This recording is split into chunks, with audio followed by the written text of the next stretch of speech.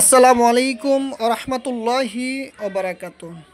সুবহানাকা লা ইলমা লানা ইল্লা মা 'আল্লামতানা ইন্নাকা আনতাল আলিমুল হাকিম। বন্ধুগণ, কেমন আছেন? আশা করি আল্লাহু তাআলার অসীম দয়াতে করণে অনেক ভালো আছেন। আমিও মহান আল্লাহ পাক রব্বিল আলামিনের অসীম দয়াতে করণে অনেক ভালো আছি। আধ্যাত্মিক শক্তি চ্যানেল থেকে বলছি। বন্ধুগণ, আজকে একটি তদবির নিয়ে আসলাম। সেটি হলো মা বোনেদের ছোট ছোট বাচ্চারা ঘুমের ঘোরে কেঁদে ওঠে অথবা ঘুমের ঘোরে লাফিয়ে ওঠে, ঠিক আছে, ঘুমের ঘোরে চমকে ওঠে। সেই ছোট ছোট বাচ্চারা অধিক পরিমাণ যদি কান্দাকাটি করে বা ঘুমের ঘোরে ভয় পায়, আমি এখন একটি তদবির আপনাদেরকে দিব। অবশ্যই সেই তদবিরটি করার আগে অবশ্যই আপনারা দুরুদ ইব্রাহিম আগে পরে 21 বার পাঠ করে নেবেন। দুরুদ ইব্রাহিম আগে পরে 21 বার পাঠ করে নেবেন। সাদা একটি কাগজের ওপর কৃষক জাফরান কালি দিয়ে, আর যদি কৃষক জাফরান কালি না থাকে অথবা লাল কালির কলম অথবা কালো কালির কলম দিয়ে সাদা কাগজের উপরে আপনারা এই যে এখন আমি একটি তদবির আমি আপনাদেরকে দেখিয়ে দিব, সেই তদবিরটি আপনারা লিখবেন, ঠিক আছে।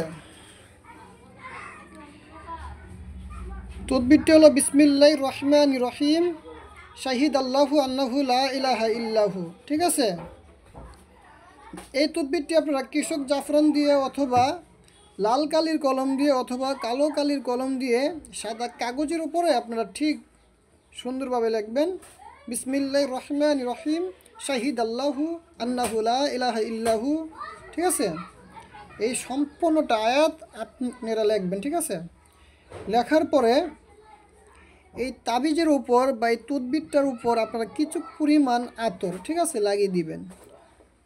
আতর লাগানোর পর সেই তদবিরের উপরে আপনারা ধরে ডানারটা সেই আয়াতের উপরে রেখে আপনারা সূরাতুল ফাতিহা, ঠিক আছে, বিসমিল্লাহির রহমানির রহিম বলে একবার সেই তদবিরের উপরে ফুঁক দিবেন, ঠিক আছে। আয়াতুল কুরসি সূরা বাকারা 255 নম্বর আয়াত, আল্লাহু লা ইলাহা ইল্লা হুয়াল হাইয়ুল কাইয়্যুম। আয়াতুল কুরসি একবার পাঠ করবেন, এই তদবিরের উপরে ফুঁক দিবেন।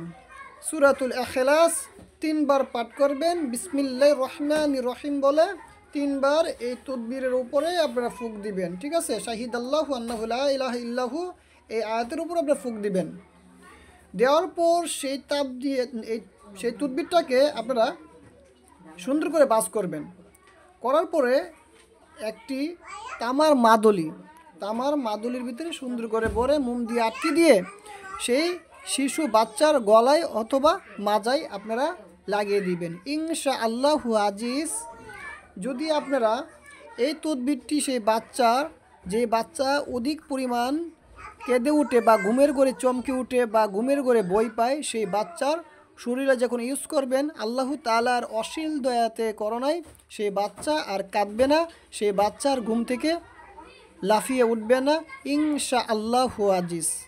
বন্ধুগণ, আজকে এই পর্যন্তই বিদায় নিচ্ছি। দেখা হবে অন্য কোনো ভিডিওর মাধ্যমে। চ্যানেলটি যদি ভালো লাগে থাকে অবশ্যই একটি লাইক করবেন, কমেন্ট করবেন, শেয়ার করবেন। আর আপনারা কোন বিষয় জানতে চান অবশ্যই কমেন্টের মাধ্যমে আমাকে জানাবেন। আমি সেই ভিডিও নিয়ে ভিডিও আপলোড করব। আসসালামু আলাইকুম ওয়া রাহমাতুল্লাহি ওয়া বারাকাতুহু।